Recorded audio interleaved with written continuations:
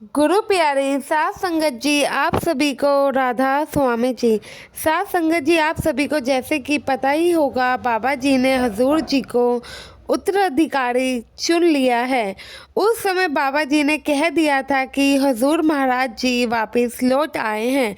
संत महात्मा बिना किसी वजह से कोई बात भी नहीं कहते हैं। बाबा जी उस समय जब ये बात कह रहे थे तो बहुत सारी संगत को लग रहा था कि बाबा जी बस ऐसे ही कह रहे हैं, लेकिन यह घटना सुनने के बाद आपको भी समझ आ जाएगा उस दिन बाबा जी ने क्यों कहा था कि हजूर महाराज जी लौट आए हैं। साथ संगत जी, संगत के अपने इस चैनल पर पहली बार आए हैं तो आपसे विनती करती हूँ, सब्सक्राइब जरूर करिएगा चैनल को, और वीडियो के आखिर में कमेंट में राधा स्वामी जरूर लिख के जाइएगा जी। साथ संगत जी, हाल ही में जो डेरे में भंडारे हुए थे, जो कि 3 दिन के अक्सर होते हैं, संगत वीरवार को सत्संग पहुंच जाती है, डेरे पहुंच जाती है। तो वीरवार का दिन था, हजूर जी अकेले ही सत्संग पंडाल में संगत को दर्शन देने आए थे। उस दिन बाबा जी पंडाल में नहीं आए थे। हजूर जी जब कोठी से निकले तो पहले हजूर जी ने जत्थों को दर्शन दिए, उसके बाद हजूर जी सत्संग पंडाल में दर्शन देने चले गए। उसके बाद हजूर महाराज जी कैंटीन गए थे।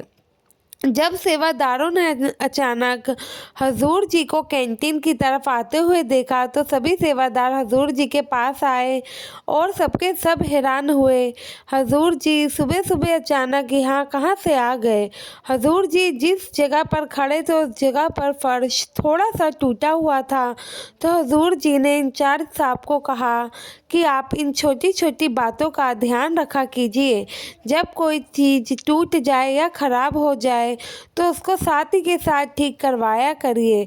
कैंटीन को बहुत सुंदर और साफ सफाई का हम लोगों को विशेष ध्यान रखना होगा। कुछ देर बाद कैंटीन का मुआयना करने के बाद हजूर जी जब अंदर गए तो साथ संगत जी वहाँ पर बेसन के लड्डू बन रहे थे, पर सेवादारों के मन में आ रहा था कि हम हजूर जी से बेसन के लड्डू की जगह बूंदी के लड्डू बनवाने की परमिशन ले लें, क्योंकि बेसन के लड्डू बाद में सूखे पड़ जाते हैं और संगत को खाने में भी असुविधा होती है। अभी सेवादार ये सब अपने मन में सोच ही रहे थे, इतने में हजूर जी को पता नहीं ये सब कैसे पता लग गया और हजूर जी ने सेवादारों के मन की बात को जान लिया और उनके बोलने से पहले ही हजूर जी कहते हैं, आज के बाद कैंटीन में लड्डू नहीं बल्कि बर्फ़ी बनानी है। अब संगत जितने लड्डू बन गए हैं संगत में उतने बंटवा देना, उसके बाद आगे से बर्फ़ी ही बनवानी है। साथ संगत जी, जो संगत हजूर महाराज जी के समय से डेरे से जुड़ी हुई है वह ये बात अच्छे से जानती है कि हजूर महाराज जी के समय में हजूर महाराज जी संगत के लिए स्पेशल देसी घी की बर्फ़ी बनवाया करते थे। उस समय संगत उस बर्फ़ी को बड़े ही शौक़ से खाती थी। जब सारे सेवादारों ने वहाँ पर हजूर जी के मुंह से ये बात सुनी कि लड्डू की जगह बर्फ़ी बनेगी तो सब खुश हो गए और कई सेवादारों की आंखों में तो आंसू भी आ गए। सबको हजूर महाराज जी के टाइम की वही पुरानी बातें याद आने लगी।